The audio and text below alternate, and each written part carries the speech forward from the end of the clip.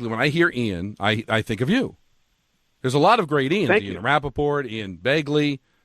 It's pronounced differently, but Ian Eagle. But you're the guy. I guess there's only one way to find out. Let's do it to it, right? Yes. Happy Monday. This episode was supposed to come out earlier. I was trying to get the NFL one down last week. Had my stories all lined up, all my notes sitting there. And then life did what life does. Schedule got a little weird. Things pop up. Don't actually get time to sit down and actually make the episode what you want it to be. For a minute there, you feel like you're behind. And then Monday hits. And the NFL basically says, actually, it's a good thing you waited one more day. A.J. Brown to New England, which we kind of all thought was coming. Myles Garrett to the Rams out of nowhere. Odell Beckham Jr. back with the Giants. The Jets actually giving us a few signs of structure and player buy-in. And Russell Wilson apparently choosing a CBS desk over the Jets clipboard. So maybe this episode wasn't late. Maybe it just needed a little better ingredients, a little more seasoning, Today we're talking NFL offseason chaos, the teams that got louder, the teams that got better, and where the Giants and Jets fit into all of it. Let's get into it. Extra, extra, keep the lights low. New York talking where the late nights go. From the Garden Glow to the stadium seats. Every win, every loss, what does it mean? Rice on the radio, coming through your speakers. Big takes, bar stools, heartbreaks, believers. Mets, Yanks, Jets, Giants, Knicks on the ride. Pull up a chair, let the whole city decide. No PR answers, no sitting on the fence. Just real talk, loud laughs, and making it make sense. Clocks running down, lights hit the mic. Rice on the radio. Let's do it to it tonight. So, let's start with the one that's been sitting there for a little while. A.J. Brown to the New England Patriots. This is one of those trades felt a little surprising and not surprising at the same time. If you were paying attention, you knew that the smoke had been there all last year. The relationship in Philly had gotten weird. The offense had gotten weird. A.J. Brown, Jalen Hurts, Nick Sirianni conversation just had too much noise around it for too long. And before we even really get into the full football part of this, a little tip of the cap to Diana Rossini. Look, she may not be breaking NFL news from the same seat anymore, but she had this A.J. Brown to the Patriots trail cooking long before a lot of people wanted to admit it, Weird road, but got to the right destination. But now here we are. It's real. A.J. Brown is a Patriot. New England sends Philly a first-round pick in 2028 and a fifth-round pick in 2027. And Mike Vrabel gets reunited with one of the best receivers he's ever coached in Tennessee. I know people are going to argue this one both ways. Some people will say the Eagles had to do it. Some people will say the Patriots overpaid. Some people will say A.J. Brown is a diva or a headache or a pain in the ass. Whatever you want to label him, whatever you want to put it as. I get all of it. Here's where I land. Patriots got better today. Like immediately better. Not theoretically better, not better a year or two from now. They got a true number one receiver. A grown man, 6'1", 225 pounds, physical, proven, still dangerous, and still the kind of guy who changes how the defense has to line up receiver. Again, you can call A.J. Brown a diva if you want. You can call him difficult. You can say that he wears people out. Fine. He's also a monster. Both things can be true here. The headache conversation only goes so far when the guy giving you the headache can also win on the outside. Win through contact. Take a 60-yard slant home. Bail out a quarterback under pressure. That's a big deal for Drake Maye. The Patriots got to the Super Bowl last year, and they took an ass kicking from Seattle. And as soon as that game ended, people started picking through the resume. The schedule was easy. The flaws got hidden. They were not as clean as the record was. They were not as complete as the run made it feel. That's what happens when you make it that far and you get smacked. Everybody starts digging through the bill. And New England heard that and did not sit around admiring a silver medal, They went and got Drake Maye a hammer. And it's no shade against Stephon Diggs, but A.J. Brown at this stage is a better football player than Diggs at this stage of his career. Different body, different force, different kind of problem. Diggs can still play, but Brown changes your physical profile. He gives you that receiver who can win when the play isn't perfect. And young quarterbacks need that. Every young quarterback in the league needs someone who can turn a bad down into something manageable or turn a tight window throw into a first down. And, the Vrabel part of this isn't small either. If there is a coach that can handle him, where I hear, he can handle A.J. Brown, Vrabel's on that very short list of coaches. They already have history. They already know each other pretty well. This is not some brand new relationship where the coach has to figure out the personality and the player has to figure out the coach. Vrabel drafted him in Tennessee. He saw the early vision. He saw what he could become. He saw the star version of him. He knows what comes with the package. That changes the equation for New England, especially in the division. The AFC East is not going to hear this trade and shrug and go, okay, it is what it is. You can pretend you're not worried. You can do the offseason press conference thing where every coach says, yeah, we're focused on ourselves, blah, blah, blah. That's cute. That's wonderful. But when the Patriots add A.J. Brown to Drake Maye and Mike Vrabel, everybody in the division has to take a second look and be prepared. Now, from the Eagles side, look, I understand the reset part, kind of. I do. I'm not going to sit here and pretend everything was perfect in Philly. Clearly it wasn't. There was trouble in paradise, so to speak. The Brown and Hurts thing did not feel the same. The offense was frustrating. The public comments, the social media, the body language, weekly drama, reading the book on the side of the sideline. It just all started to feel too heavy, too much to get over some. At a certain point, maybe Philly looked at it and said, we can't do this anymore. We can't keep this.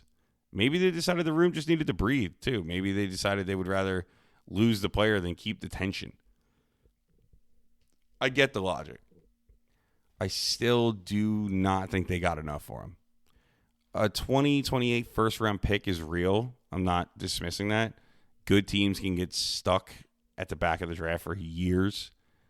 And an extra first gives you a little ammunition to move up if you have to. Or, maybe the team you traded to him stinks, whatever. If the Eagles need that, if they need to pivot, if they need to reload without fully tearing the whole house down, that pick helps a lot. And the fifth rounder is not nothing either, but come on, it's a fifth. It's not something you hang a banner on, right? The Patriots got A.J. Brown. The Eagles got future flexibility. That might be responsible. It might even end up being useful at some point. But today, in the real world, with actual football games coming this season sooner rather than later, New England got the better football player. And Philadelphia got the hope of a great football player in 2 years. That's kind of where the trade sits and dies for me. I understand why the Eagles did it. I understand why they may have felt the room had to change. I understand why Howie Roseman probably did not want to drag this into training camp and have it become a daily soap opera of when A.J. Brown would get traded or if he wanted to get traded. But if I'm New England, I'm thrilled. And I hate saying those words. You lost the Super Bowl. People told you your flaws were real. And your response was to hand your young quarterback one of the most physical receivers in football. That's how you get louder in June. And if the A.J. Brown trade was the one that everybody wanted to become official, Myles Garrett to the Rams was the one that kicked the door open wearing a ski mask. If you missed it somehow, some way, Myles Garrett goes to L.A. Rams. Jared Verse goes back to Cleveland, along with a bunch of picks to the Browns. It's a massive defensive trade that feels like the Rams looked around the league and said, oh, everybody thinks so. We're slowing down and we're retooling and rebuilding. That's cute. And that's where I give the Rams credit, man. People love to make the forget them picks joke with them. And it's funny because it's true. The Rams do not treat draft picks like the rest of the league treats draft picks. They treat them like poker chips. If they see a chance to push the table, they're going to push the table. But the reason it works is because they're not just reckless. They are aggressive and competent. And that's a very different thing.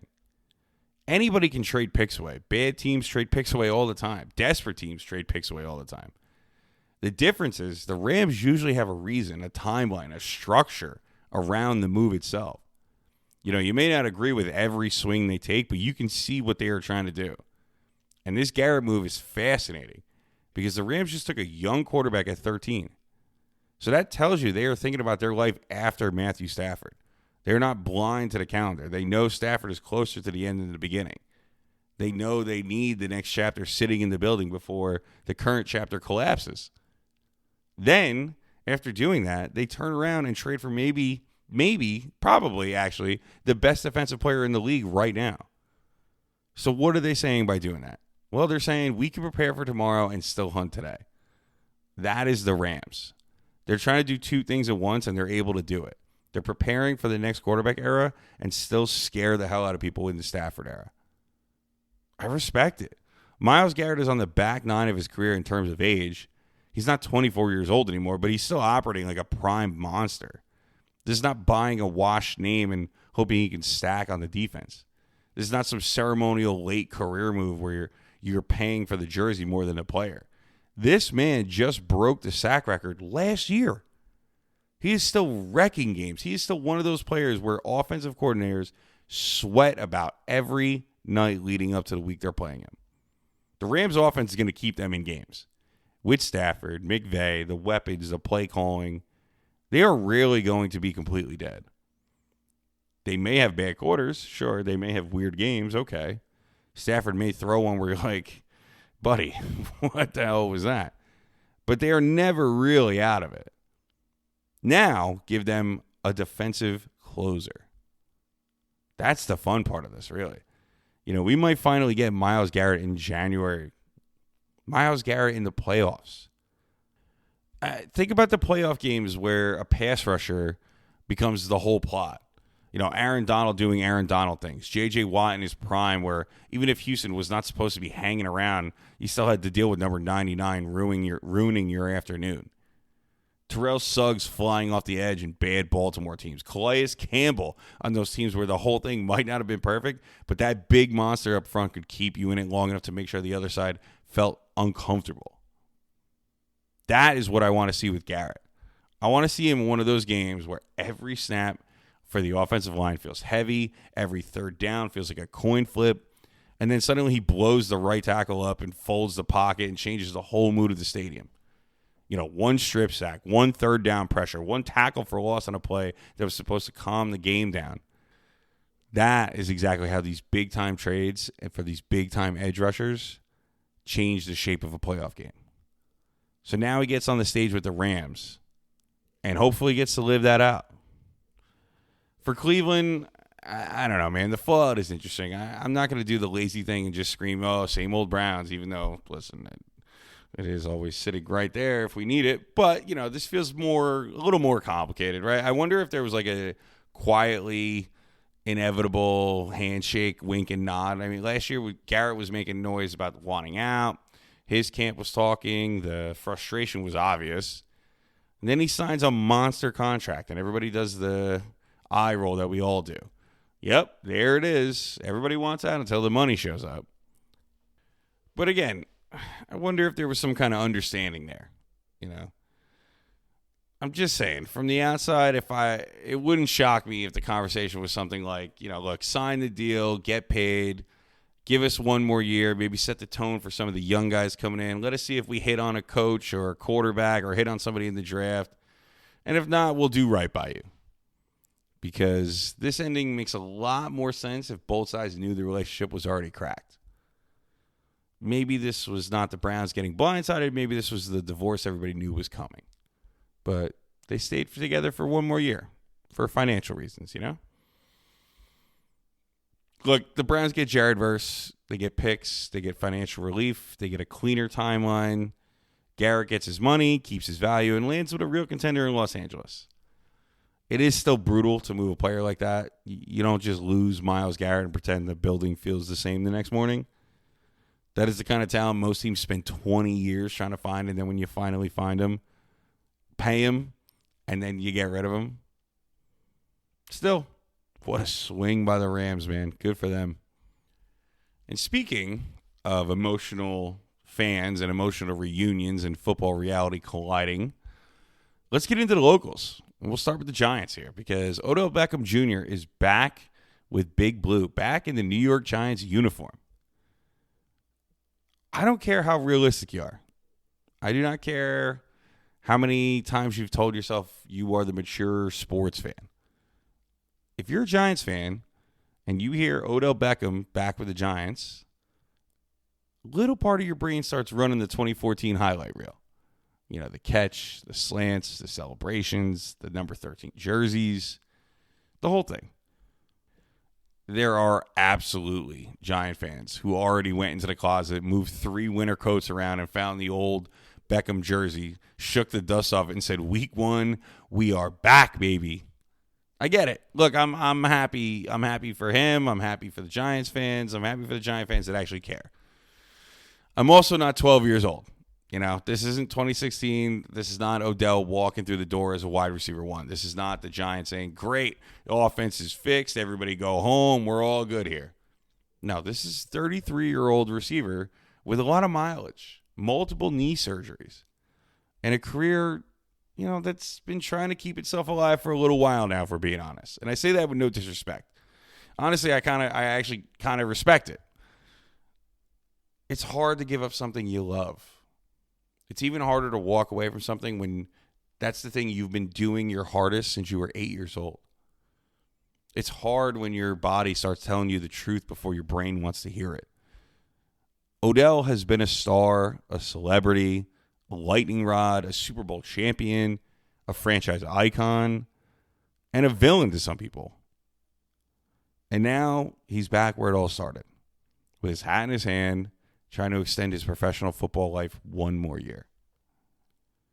I don't have a problem with that.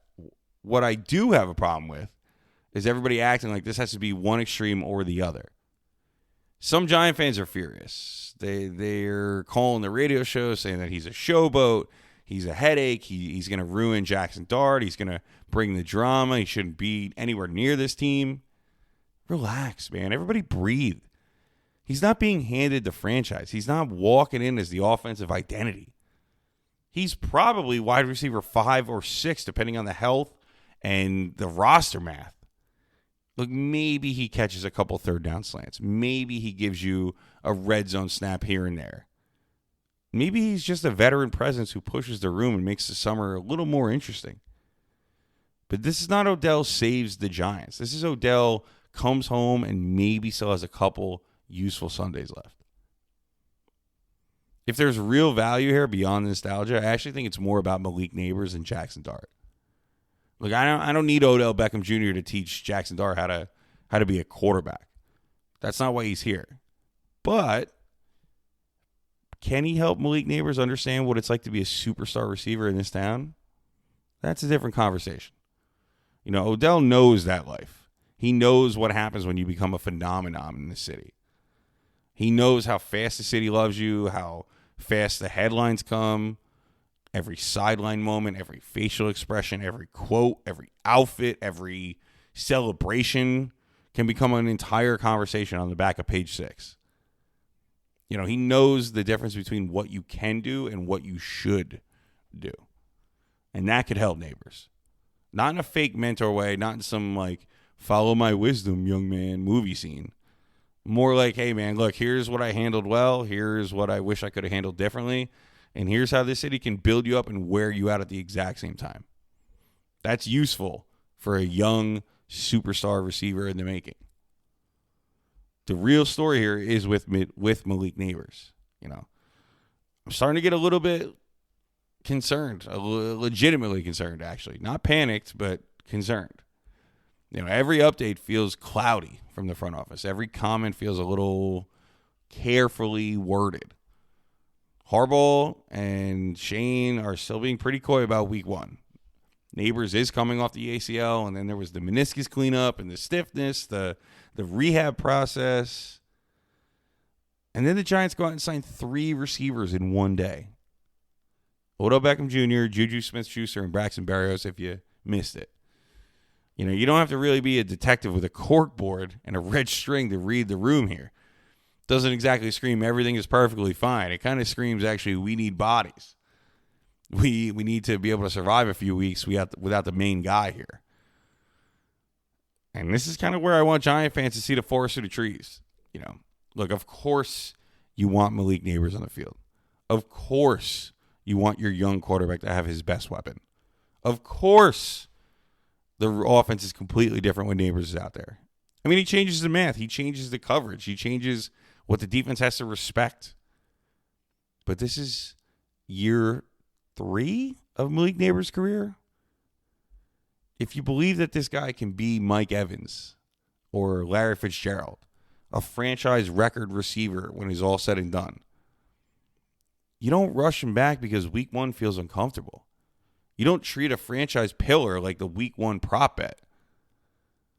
If Malik Nabers is who you think he is, you protect the decade. You don't gamble the decade to make September feel good, so you want to beat the Cowboys week 1. So, look, if the Giants are slow playing this, I don't fault them one bit. If he misses week 1, fine. If he misses a couple weeks, fine. I know that is not what fans want to hear, but it's the right approach. The Giants have been wandering around the football desert for way too long to finally get a receiver like this and then rush him back because everybody is desperate to feel normal. Take your time, get him right, let the knee be ready, let the body be ready, and let the player be himself. Because if he's out there at 70%, that doesn't help anybody. Doesn't help Nabers, doesn't help Dart, does not help the offense. It just lets everybody pretend that the depth chart looks prettier than it actually is. And speaking of depth chart, that brings us to Jaxson Dart because all of this lands on him. Odell is the headline, Nabers is the concern, Dart is the consequence. The Giants and the fan base are asking a lot from a year or 2 quarterback. Look, I know he showed real playmaking ability. I know there were moments last year where you watched him and thought, all right, man, there's something here. He gave the offense a little bit of edge. He made plays with his legs. He gave fans something to talk themselves into. And after the last few years, I understand why people grabbed onto that real quick. But year 2 is not automatic. Every young quarterback has growing pains. Year 2, year 3, it happens all the time. It's easier when the league has no film on you. It's easier when defensive coordinators are still guessing what you like, what you avoid, what your panic button looks like, what throws you trust too much. You know what? Now they have tape. The other team's coaches get paid a lot of money too. And they're good at their jobs. They are going to adjust. They are going to say, okay, this is what Dart does here. This is what he does there. How do we take this away from him? How do we beat him on this angle? That is where the season gets real. I think everybody wants this thing to be hunky-dory. Harbaugh's here. Dart's tough. The line should be better. The vibes are better. Odell's back. Nabers will be back eventually. I don't know, man. Smart money says they're still going to struggle. Ugly drives, bad reads, 3rd and longs where he holds the ball a little too long and starts to scramble. Games where the defense has to have the right answer and they don't. Games where he looks like a young quarterback because he is a young quarterback. It doesn't mean he's bad. It just means he's developing. He has to learn to live to fight another day. I love toughness. Every fan loves toughness. Until toughness turns into a blue tent. Dart does not need to prove he is tough anymore. We know he is tough. He's already shown that. Now he has to prove that he can be smart and tough. The whole I'm going to fight for the extra yard for my teammates thing sounds great in the locker room.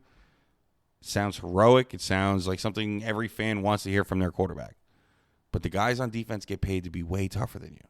They get paid to hate you. And they get paid to make their money by beating you up. Be a good leader. Get down. Get out of bounds. Throw it away. Play the next snap. That's not cowardly quarterback play. That's straight leadership. Now, across town, the Jets are in a different spot.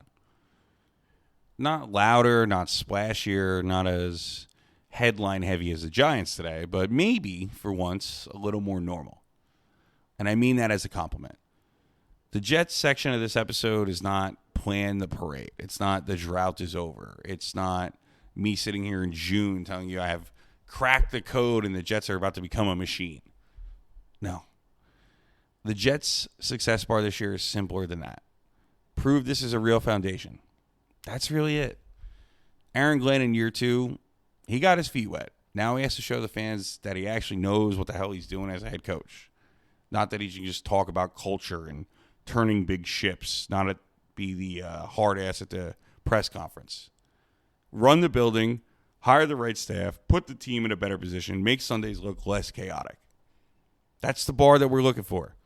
Jets need to show us that this is not another one-year emotional reset where everybody sells up belief in May and starts leaking oil by October. And New York fans know what fake change looks like. You know, there's another team in this town that had a bad season, missed the playoffs, fired basically the entire staff except for the head coach, and still looks miserable. That's the Mets, by the way, if you missed that reference. That is what empty staff changes look like. That's what happens when the furniture moves, but the house still smells like smoke. The Jets need to prove this is different. You know, the encouraging part is that there are at least signs of structure. Garrett Wilson buying into Frank Reich's offense is worth paying attention to. Different quarterback, different systems, frustrations, the Aaron Rodgers mess, bad offensive rhythm, all of it. He don't care. He's still in. And Breece Hall, believing that he can be unlocked, is worth paying attention to, too. He has spent too much of his career trying to be the feature back inside of a weekly fire drill. Frank Reich does not need to reinvent football. He just needs to make the Jets look like a grown-up offense, which is no small task on itself, but I think it's one that he can handle. Look, I think Geno is going to be Geno. He's going to show you flashes. He's going to look like a veteran. He's going to have the drives where you say, oh, shit, okay, we might have something here. And then he's also going to have those throws where you stare at the screen and go, what the hell was that? That's kind of the part of the deal with him. The goal is not perfection. The goal is more good than bad. Manage the mistakes. Do not let one turnover become a franchise identity crisis. Don't let one bad quarter turn into the same old Jets spiral. Build an offense that can survive normal quarterback mistakes because every quarterback has them.